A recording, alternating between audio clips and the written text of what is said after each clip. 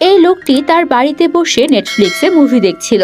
তখনই তার চোখ যায় মেঝেতে পড়ে থাকা একটা পুতুলের দিকে। পুতুলটা যেন তার দিকেই তাকিয়েছিল। লোকটার অস্বাভাবিক মনে হয়। তখন লোকটা একটা কাপড় দিয়ে পুতুলটিকে ঢেকে আসে, কিন্তু পুতুলটির মাথা আবারও বেরিয়ে আসে। লোকটি তখন একটা লাথি দিয়ে পুতুলটিকে বের করে দিয়ে তার মতো করে ভিডিও গেম খেলতে শুরু করে। কিন্তু পুতুলটা তো ছিল অস্বাভাবিক পুতুল, তাই সেটি আবারও ফিরে আসে। লোকটি এটি দেখে পুতুলটিকে ড্রয়ারে বন্দি করে ফেলে, কিন্তু পুতুলটি ড্রয়ার খুলে বেরিয়ে এসে লোকটার পায়ের ওপর ঝুলতে থাকে।